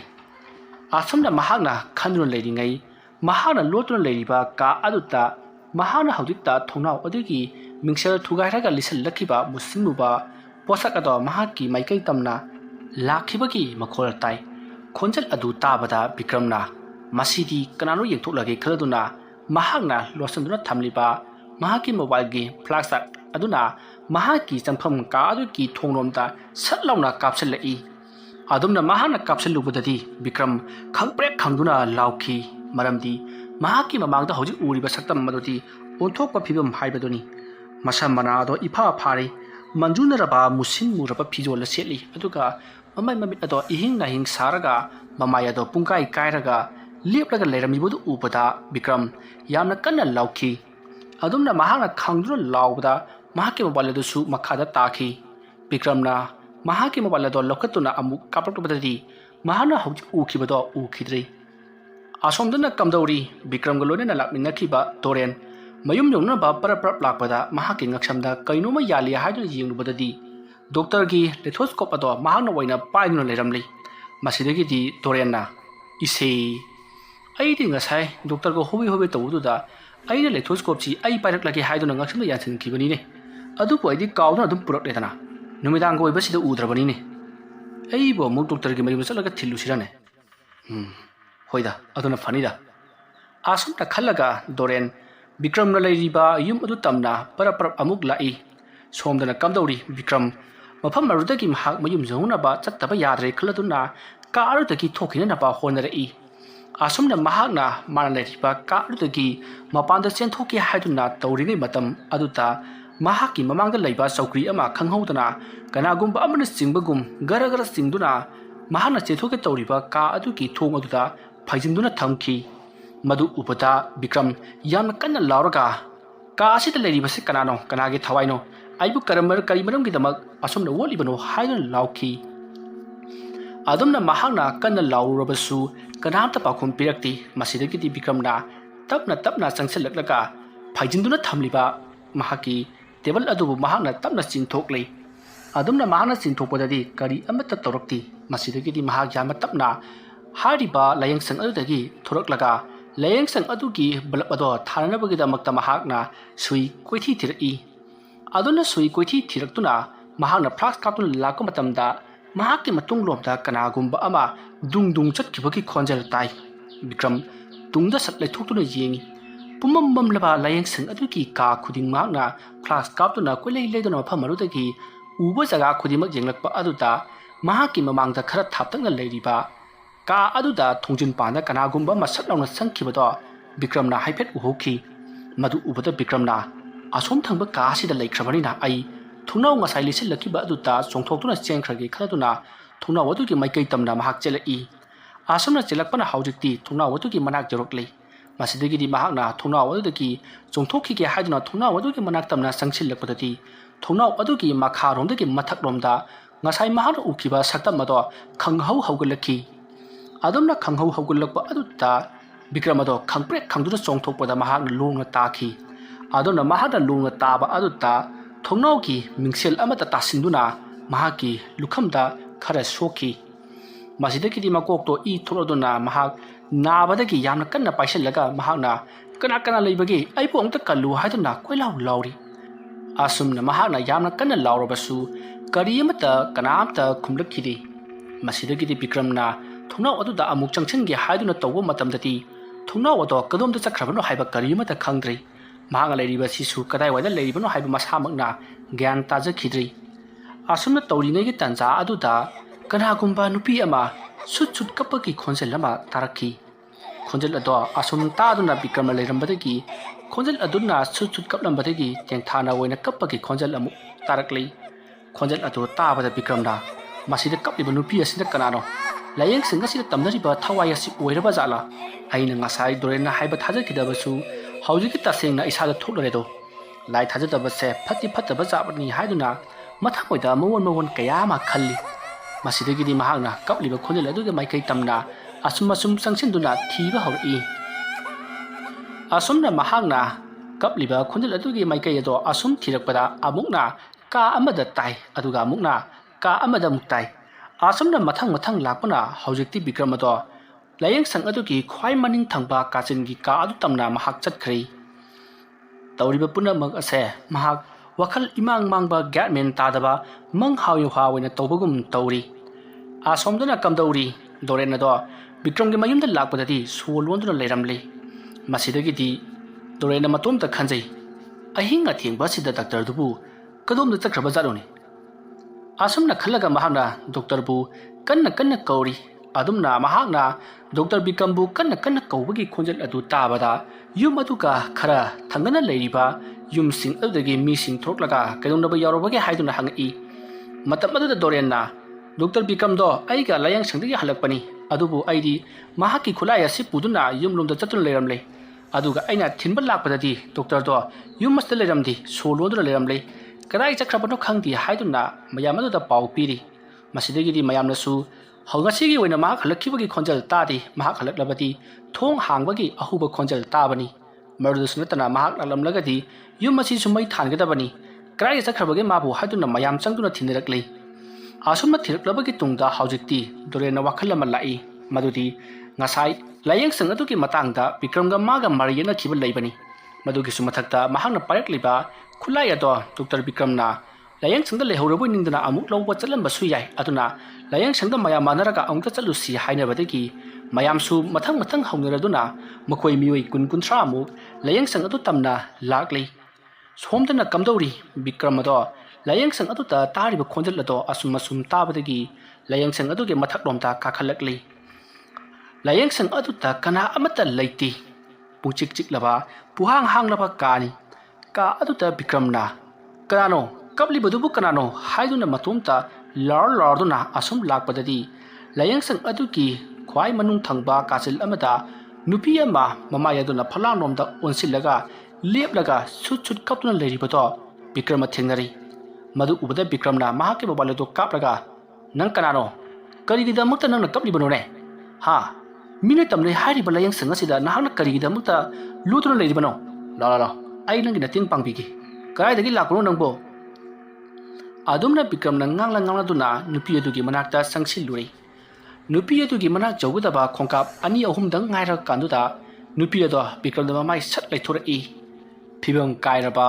ꯃꯃꯥꯏ ꯃꯃꯤꯠ ꯑꯗꯨꯅ ꯀꯔꯤꯒꯨꯝꯕ ꯄꯣꯠꯁꯛ ꯑꯃꯗ ꯌꯩꯁꯜꯂꯨꯕꯒꯤ ꯄꯨꯡꯇꯣꯏ ꯇꯣꯏꯅ ꯃꯆꯣꯏ ꯀꯤꯟꯊꯔꯕ ꯄꯨꯡꯆꯥꯏ ꯆꯥꯏꯔꯕ ꯃꯃꯥꯏ ꯑꯗꯨꯒ ꯂꯣꯏꯅꯅ ꯕꯤꯀ꯭ꯔꯝꯗ ꯑꯣꯟꯁꯜꯂꯛꯂꯒ ꯃꯍꯥꯛꯀꯤ ꯏꯍꯤꯡ ꯅꯥꯍꯤꯡ ꯁꯥꯔꯕ ꯃꯆꯤꯟ ꯇꯨꯝꯂꯕ ꯈꯨꯠꯁꯥꯁꯤꯡ ꯑꯗꯣ ꯇꯤꯡꯊꯣꯛꯇꯨꯅ ꯕꯤꯀ꯭ꯔꯝꯒꯤ ꯃꯅꯥꯛ ꯇꯝꯅ ꯆꯦꯟꯁꯤꯜꯂꯛꯏ꯫ ꯑꯗꯨꯝꯅ ꯆꯦꯟꯁꯤꯜꯂꯛꯄ ꯑꯗꯨꯗ ꯕꯤꯀ꯭ꯔꯝ ꯀꯔꯤꯅꯣ ꯁꯤꯗꯤ ꯈꯜꯂꯗꯨꯅ ꯌꯥꯝꯅ ꯀꯟꯅ ꯂꯥꯎꯔꯒ ꯃꯍꯥꯛ ꯂꯥꯏꯌꯦꯡꯁꯪ ꯑꯗꯨꯒꯤ ꯃꯈꯥꯔꯣꯝꯗ ꯄꯔꯞ ꯆꯦꯟꯊꯔꯛꯏ꯫ ꯑꯁꯨꯝꯅ ꯃꯍꯥꯛꯅ ꯆꯦꯟꯊꯔꯛꯄꯗ ꯃꯍꯥꯛꯀꯤ ꯃꯈꯣꯡꯗ ꯀꯅꯥꯒꯨꯝꯕ ꯑꯃꯅ ꯌꯥꯜꯂꯛꯄꯗꯒꯤ ꯏꯁꯇꯤꯌꯥꯔ ꯑꯗꯨꯗ ꯃꯍꯥꯛ ꯊꯔꯣ ꯑꯣꯟꯊꯔꯛꯇꯨꯅ ꯏꯁꯇꯤꯌꯥꯔ ꯑꯗꯨꯒꯤ ꯃꯈꯥꯗ ꯌꯩꯁꯟꯗꯨꯅ ꯒ꯭ꯌꯥꯟ ꯃꯥꯡꯗꯨꯅ ꯇꯥꯈ꯭ꯔꯦ꯫ ꯃꯗꯨꯒꯤ ꯃꯇꯨꯡꯗ ꯕꯤꯀ꯭ꯔꯝ ꯋꯥꯈꯜ ꯇꯥꯔꯛꯂꯤ꯫ ꯃꯍꯥꯛꯅ ꯋꯥꯈꯜ ꯇꯥꯔꯛꯄꯗꯗꯤ ꯈꯨꯜ ꯑꯗꯨꯒꯤ ꯌꯨꯝ ꯑꯃꯗ ꯃꯍꯥꯛ ꯋꯥꯈꯜ ꯂꯥꯛꯈꯤ꯫ ꯃꯇꯝ ꯑꯗꯨꯗ ꯕꯤꯀ꯭ꯔꯝꯅ ꯀꯔꯤꯅꯣ, ꯑꯩꯅ ꯂꯩꯔꯤꯕꯁꯤꯕꯨ ꯀꯗꯥꯏꯗꯅꯣ? ꯑꯁꯨꯝꯅ ꯀꯣꯏꯂꯩ ꯂꯩꯗꯨꯅ ꯌꯦꯡꯂꯛꯄꯗꯗꯤ ꯃꯤꯌꯥꯝ ꯑꯃꯅ ꯃꯉꯣꯟꯗ ꯀꯣꯏꯁꯤꯟꯗꯨꯅ ꯌꯦꯡꯗꯨꯅ ꯂꯩꯔꯝꯂꯤꯕꯗꯣ ꯕꯤꯀ꯭ꯔꯝꯁꯨ ꯎꯔꯦ꯫ ꯑꯗꯨꯒ ꯃꯅꯥꯛꯇ ꯀꯣꯌꯦꯠ ꯑꯉꯧꯕ ꯌꯦꯠꯄ ꯃꯀꯣꯏ ꯆꯣꯝꯕ ꯑꯃꯥꯏꯕꯒꯤ ꯃꯑꯣꯡ ꯃꯥꯟꯕ ꯑꯃꯁꯨ ꯐꯝꯗꯨꯅ ꯂꯩꯔꯝꯃꯤ꯫ ꯃꯇꯝ ꯑꯗꯨꯗ ꯑꯃꯥꯏꯕ ꯑꯗꯨꯅ ꯕꯤꯀ꯭ꯔꯝꯗ ꯅꯪꯕꯨ ꯈꯔ ꯐꯔꯕꯔꯣ ꯗꯣꯛꯇꯔ? ꯍꯣꯏ ꯏꯄꯜ, ꯑꯩꯕꯨ ꯀꯔꯤ ꯇꯧꯈ꯭ꯔꯕꯒꯦ? ꯏꯕꯨꯡꯉꯣ ꯗꯣꯛꯇꯔ, ꯅꯪꯅ ꯂꯥꯏꯌꯦꯡꯁꯪ ꯑꯗꯨꯗ ꯀꯩꯗꯧꯕ ꯆꯠꯂꯨꯕꯅꯣ? ꯀꯔꯤ ꯊꯦꯡꯅꯔꯛꯈꯤꯕꯅꯣꯅꯦ? ꯏꯄꯜ, ꯑꯩꯅ ꯂꯥꯏꯌꯦꯡꯁꯪ ꯑꯗꯨꯗ ꯑꯩꯒꯤ ꯈꯨꯠꯂꯥꯏ ꯑꯃ ꯂꯧꯕ ꯆꯠꯄꯅꯤ꯫ ꯑꯗꯨꯒꯗꯤ ꯊꯣꯡꯅꯥꯎꯔꯣꯝꯗ ꯀꯅꯥꯒꯨꯝꯕ ꯑꯃ ꯆꯪꯉꯛꯈꯤ, ꯑꯗꯨꯒ ꯊꯣꯡꯅꯥꯎ ꯊꯨꯒꯥꯏꯕꯒꯤ ꯃꯈꯣꯜꯁꯨ ꯇꯥꯈꯤ꯫ ꯃꯗꯣ ꯑꯇꯩ ꯀꯅꯥꯃꯠꯇꯅ ꯑꯣꯏꯔꯝꯂꯣꯏ, ꯑꯍꯜ ꯂꯣꯏꯔꯕꯤ ꯆꯥꯎꯕꯤꯅ ꯃꯍꯥꯛꯀꯤ ꯃꯆꯥꯅꯨꯄꯤ ꯇꯝꯐꯥꯗ ꯊꯣꯛꯂꯛꯅꯕ ꯍꯥꯏꯗꯨꯅ ꯅꯨꯡ ꯊꯣꯝꯕ ꯁꯣꯏꯗꯅ ꯑꯣꯏꯔꯝꯒꯅꯤ꯫ ꯀꯔꯤ, ꯆꯥꯎꯕꯤ ꯍꯥꯏꯕ? ꯃꯥꯅꯤ ꯏꯕꯨꯡꯉꯣ꯫ ꯑꯗꯨꯝꯅ ꯍꯥꯏꯔꯛꯄ ꯑꯗꯨꯗ ꯗꯣꯔꯦꯟꯅ ꯗꯣꯛꯇꯔ, ꯑꯩꯅ ꯋꯥꯔꯤ ꯂꯤꯖꯈꯤꯕ ꯅꯨꯄꯤ ꯑꯃ ꯂꯥꯏꯌꯦꯡꯁꯪ ꯑꯗꯨꯗ ꯁꯤꯈꯤ ꯍꯥꯏꯕꯗꯣ ꯑꯗꯨꯒꯤ ꯃꯃꯥꯅꯤ ꯆꯥꯎꯕꯤ ꯍꯥꯏꯔꯤꯕꯁꯤ, ꯑꯗꯨꯒ ꯅꯨꯄꯤ ꯑꯗꯨꯒꯤ ꯃꯃꯤꯡꯅ ꯇꯝꯐꯥ꯫ ꯃꯃꯥꯗꯣ ꯇꯝꯐꯥ ꯍꯦꯛ ꯁꯤꯈꯤꯕꯗꯒꯤꯗꯤ ꯑꯗꯨꯝ ꯉꯥꯎꯆꯠꯅꯔꯕꯅꯤ꯫ ꯑꯗꯨꯅ ꯃꯆꯥꯅꯨꯄꯤꯗꯣ ꯂꯥꯏꯌꯦꯡꯁꯪ ꯑꯗꯨꯗ ꯂꯣꯠꯇꯨꯅ ꯍꯧꯖꯤꯛꯁꯨ ꯂꯩꯔꯤ, ꯊꯣꯛꯂꯛꯑꯣ ꯍꯥꯏꯗꯨꯅ ꯅꯨꯡ ꯊꯥꯗꯨꯅ ꯅꯨꯡꯇꯤꯒꯤ ꯀꯧꯊꯣꯛꯂꯤꯕꯅꯤ꯫ ꯑꯁꯨꯝꯅ ꯋꯥꯔꯤ ꯋꯥꯇꯥꯏ ꯈꯔ ꯁꯥꯔꯕꯒꯤ ꯇꯨꯡꯗ ꯍꯧꯖꯤꯛꯇꯤ ꯗꯣꯛꯇꯔ ꯕꯤꯀ꯭ꯔꯝ ꯃꯍꯥꯛꯀꯤ ꯂꯥꯏꯌꯦꯡꯁꯪ ꯑꯗꯨꯗ ꯂꯥꯛꯇꯨꯅ ꯃꯀꯣꯛꯀꯤ ꯑꯁꯣꯛꯄꯗꯣ ꯅꯤꯡꯊꯤꯅ ꯅꯔꯁꯁꯤꯡ ꯇꯧꯗꯨꯅ ꯗ꯭ꯔꯦꯁꯤꯡ ꯇꯧꯍꯜꯂꯤ꯫ ꯑꯁꯨꯝꯅ ꯇꯧꯗꯨꯅ ꯍꯧꯖꯤꯛꯇꯤ ꯕꯤꯀ꯭ꯔꯝ ꯀꯩꯁꯨ ꯊꯣꯏꯗꯣꯛꯄ ꯇꯧꯗꯅ ꯂꯥꯏꯌꯦꯡꯁꯪ ꯑꯗꯨꯗ ꯑꯅꯥꯕꯁꯤꯡ ꯂꯥꯌꯦꯡꯕꯒꯤ ꯊꯕꯛ ꯃꯈꯥ ꯆꯠꯊꯈꯤ꯫ ꯑꯗꯨꯕꯨ ꯃꯍꯥꯛꯁꯨ ꯃꯍꯥꯛꯅ ꯎꯈꯤꯕ ꯑꯀꯤ ꯇꯨꯖꯨꯡꯅꯤꯡꯉꯥꯏ ꯑꯣꯏꯔꯕ ꯊꯧꯗꯣꯛꯁꯤꯡ ꯑꯃꯗꯤ ꯃꯍꯥꯛꯅ ꯇꯥꯈꯤꯕ ꯈꯣꯟꯖꯦꯜꯁꯤꯡ ꯑꯗꯣ ꯇꯥꯔꯛꯄ ꯀꯤꯕꯗꯒꯤ ꯃꯍꯥꯛꯁꯨ ꯅꯨꯃꯤꯠ ꯍꯦꯛ ꯇꯥꯕꯒ ꯃꯐꯝ ꯑꯗꯨ ꯊꯥꯗꯣꯛꯇꯨꯅ ꯆꯠꯈꯤ꯫ ꯃꯁꯤꯗꯒꯤꯗꯤ ꯃꯍꯥꯛꯅ ꯃꯥꯒꯤ ꯈꯪꯅ ꯆꯥꯟꯅꯖꯕ ꯃꯤꯑꯣꯏꯁꯤꯡ ꯑꯃꯗꯤ ꯃꯄꯥꯗꯁꯨ ꯄꯥꯎ ꯄꯤꯗꯨꯅ ꯂꯥꯌꯦꯡꯁꯪ ꯑꯗꯨꯗꯒꯤ ꯈꯔ ꯊꯥꯞꯇꯛꯅ ꯑꯇꯣꯞꯄ ꯂꯥꯌꯦꯡꯁꯪ ꯑꯃ ꯁꯥꯕꯤꯅꯅꯕ ꯌꯥꯝꯅ ꯀꯟꯅ ꯍꯥꯏꯖꯕꯗꯒꯤ ꯌꯥꯕꯤꯔꯛꯂꯗꯨꯅ ꯃꯐꯝ ꯑꯗꯨꯗꯒꯤ ꯈꯔ ꯆꯠꯊꯣꯛꯂꯒ ꯂꯥꯌꯦꯡꯁꯪ ꯑꯃ ꯁꯥꯅꯅꯕꯒꯤꯗꯃꯛꯇ ꯁꯦꯝ ꯁꯥꯈꯤ꯫ ꯑꯁꯨꯝꯅ ꯇꯧꯗꯨꯅ ꯆꯍꯤ 3 ꯍꯧꯈ꯭ꯔꯤ꯫ ꯍꯧꯖꯤꯛꯇꯤ ꯕꯤꯀ꯭ꯔꯝꯁꯨ ꯃꯍꯥꯛꯀꯤ ꯃꯐꯝ ꯑꯗꯨꯗ ꯄꯣꯁꯇꯤꯡ ꯇꯥꯕꯒꯤ ꯃꯇꯝ ꯂꯣꯏꯗꯨꯅ ꯃꯍꯥꯛ ꯑꯇꯣꯞꯄ ꯃꯐꯝ ꯑꯃꯗ ꯄꯣꯁꯇꯤꯡ ꯇꯥꯗꯨꯅ ꯂꯩꯈꯤꯕꯅꯤ꯫ ꯃꯁꯤꯗꯒꯤꯗꯤ ꯃꯍꯥꯛꯅ ꯅꯣꯡꯃ ꯂꯥꯌꯦꯡꯁꯪ ꯑꯗꯨꯗ ꯀꯝꯗꯧꯔꯤꯕꯒꯦ ꯍꯥꯏꯗꯨꯅ ꯌꯦꯡꯕꯒꯤꯗꯃꯛꯇ ꯂꯥꯛꯈꯤ꯫ ꯕꯤꯀ꯭ꯔꯝ ꯂꯥꯛꯄꯗ ꯃꯌꯥꯝ ꯑꯗꯣ ꯌꯥꯝꯅ ꯍꯔꯥꯎꯅꯈꯤ꯫ ꯃꯍꯥꯛꯅ ꯂꯥꯛꯄ ꯃꯇꯝꯗ ꯃꯌꯥꯝꯁꯤꯡ ꯑꯗꯨꯗ ꯍꯥꯟꯅꯒꯤ ꯑꯔꯤꯕ ꯂꯥꯌꯦꯡꯁꯪ ꯑꯗꯨꯗꯤ ꯀꯝꯗꯧꯈ꯭ꯔꯕꯒꯦ ꯍꯥꯏꯗꯨꯅ ꯍꯪꯉꯤ꯫ ꯑꯗꯨꯕꯨ ꯃꯌꯥꯝꯅ ꯂꯥꯌꯦꯡꯁꯪ ꯑꯗꯨꯗꯤ ꯍꯧꯖꯤꯛꯁꯨ ꯕꯨꯠꯀꯤ ꯃꯀꯣꯟ ꯑꯣꯏꯗꯨꯅ ꯂꯩꯔꯤ, ꯍꯥꯟꯅꯗꯒꯤ ꯁꯥꯊꯤꯕ ꯌꯥꯝꯅ ꯍꯦꯜꯂꯤ꯫ ꯃꯁꯤꯗꯒꯤ ꯍꯧꯈꯤꯕ ꯃꯇꯝ ꯈꯔꯗꯁꯨ ꯃꯈꯣꯏ ꯍꯨꯔꯥꯟꯕꯅꯤ ꯍꯥꯏꯅ ꯆꯤꯡꯅꯕ 3 ꯑꯃꯁꯨ ꯂꯥꯌꯦꯡꯁꯪ ꯑꯗꯨꯃꯛꯇꯗ ꯊꯧꯔꯤ ꯌꯥꯜꯂꯒ ꯁꯤꯔꯝꯈꯤꯕ ꯂꯩꯈ꯭ꯔꯦ꯫ ꯃꯁꯤꯗꯒꯤꯗꯤ ꯑꯃꯨꯛꯀ ꯍꯦꯟꯅ ꯃꯐꯝ ꯑꯗꯣ ꯇꯝꯅꯕ ꯍꯥꯏꯕꯗꯨ ꯑꯣꯏꯈ꯭ꯔꯦ꯫ ꯃꯔꯝ ꯑꯗꯨꯅ ꯂꯥꯌꯦꯡꯁꯪ ꯑꯗꯨꯒꯤ ꯒꯦꯠ ꯐꯥꯎꯕ ꯂꯥꯟꯗꯨꯅ ꯆꯠꯄ ꯉꯝꯅꯗ꯭ꯔꯦ ꯍꯥꯏꯗꯨꯅ ꯗꯣꯛꯇꯔ ꯑꯗꯨꯗ ꯋꯥꯔꯤ ꯁꯥꯔꯛꯈꯤ꯫ ꯑꯗꯨꯒ ꯃꯈꯥ ꯇꯥꯅ ꯍꯧꯖꯤꯛꯇꯤ ꯂꯥꯌꯦꯡꯁꯪ ꯍꯥꯟꯅꯒꯤ ꯑꯔꯤꯕ ꯑꯗꯣ ꯍꯧꯖꯤꯛꯇꯤ ꯃꯇꯝ ꯆꯨꯞꯄꯒꯤ ꯑꯣꯏꯅ ꯀꯅꯥ ꯑꯃꯠꯇ ꯆꯪꯅꯗ꯭ꯔꯤ꯫ ꯑꯗꯨꯒ ꯂꯥꯌꯦꯡꯁꯪ ꯑꯗꯨꯗ ꯇꯝꯅꯗꯨꯅ ꯂꯩꯈꯤꯕ ꯇꯝꯐꯥ ꯍꯥꯏꯔꯤꯕ ꯅꯨꯄꯤ ꯑꯗꯨꯒꯤ ꯃꯃꯥ ꯆꯥꯎꯕꯤꯗꯨꯁꯨ ꯍꯧꯖꯤꯛꯇꯤ ꯂꯩꯈꯤꯗ꯭ꯔꯦ ꯍꯥꯏꯗꯨꯅ ꯕꯤꯀ꯭ꯔꯝꯗ ꯋꯥꯔꯤ ꯁꯥꯔꯛꯈꯤ꯫ ꯑꯁꯨꯝꯅ ꯂꯥꯌꯦꯡꯁꯪ ꯑꯗꯨꯗ ꯂꯩꯔꯤꯕ ꯗꯣꯔꯦꯟ ꯑꯃꯗꯤ ꯃꯤꯑꯣꯏ ꯀꯌꯥꯒ ꯋꯥꯔꯤ ꯋꯥꯇꯥꯏ ꯈꯔ ꯁꯥꯟꯅꯔꯕꯒꯤ ꯇꯨꯡꯗ ꯕꯤꯀ꯭ꯔꯝꯁꯨ ꯑꯗꯨꯃꯛ ꯃꯌꯨꯝꯗ ꯍꯜꯂꯛꯈꯤ꯫ ꯑꯁꯨꯝꯅ ꯇꯧꯗꯨꯅ ꯂꯥꯌꯦꯡꯁꯪ ꯑꯗꯨꯗ ꯍꯧꯖꯤꯛꯇꯤ ꯑꯅꯧꯕ ꯂꯥꯌꯦꯡꯁꯪ ꯑꯗꯨꯗ ꯅꯨꯃꯤꯗꯥꯡ ꯐꯥꯎꯕ ꯗ꯭ꯌꯨꯇꯤ ꯇꯧꯗꯨꯅ ꯑꯅꯥꯕ ꯀꯌꯥ ꯂꯥꯌꯦꯡꯗꯨꯅ ꯍꯥꯟꯅ ꯇꯧꯔꯝꯕ ꯑꯗꯨ ꯄꯨꯝꯅꯃꯛ ꯐꯍꯟꯗꯨꯅ ꯕꯤꯀ꯭ꯔꯝꯅ ꯁꯦꯝꯒꯠꯂꯝꯕꯗꯒꯤ ꯍꯧꯖꯤꯛꯇꯤ ꯂꯥꯌꯦꯡꯁꯪ ꯑꯗꯨꯅ ꯃꯤꯑꯣꯏ ꯀꯌꯥꯒꯤ ꯄꯨꯟꯁꯤꯕꯨ ꯀꯟꯕꯤꯈꯤ꯫ ꯑꯗꯨꯒ ꯕꯤꯀ꯭ꯔꯝꯁꯨ ꯃꯍꯥꯛꯅ ꯇꯧꯈꯤꯕ ꯊꯕꯛ ꯑꯗꯨꯒꯤꯗꯃꯛꯇ ꯌꯥꯝꯅ ꯅꯨꯡꯉꯥꯏꯖꯕ ꯄꯣꯛꯆꯔꯤ꯫ ꯑꯁꯨꯝꯅ ꯇꯧꯗꯨꯅ ꯋꯥꯔꯤ ꯑꯁꯤ ꯃꯇꯥꯡ ꯑꯁꯤꯗ ꯂꯣꯏꯁꯤꯟꯖꯔꯤ꯫ ꯋꯥꯔꯤ ꯑꯁꯤ ꯂꯥꯟꯊꯣꯛꯆꯕ ꯃꯇꯝꯗ ꯁꯣꯏꯈꯤ ꯂꯥꯟꯈꯤꯕ ꯑꯔꯥꯟ ꯑꯍꯣꯏꯈꯤꯕꯤ ꯇꯥꯕꯤꯔꯤꯕ ꯄꯨꯝꯅꯃꯛꯅ ꯄꯨꯛꯆꯦꯜ ꯆꯥꯎꯅ ꯉꯥꯛꯄꯤꯒꯅꯤ꯫ ꯃꯌꯥꯝꯕꯨ ꯑꯔꯣꯏꯕꯗ ꯑꯃꯨꯛꯀ ꯍꯟꯅ ꯈꯨꯔꯨꯝꯖꯔꯤ꯫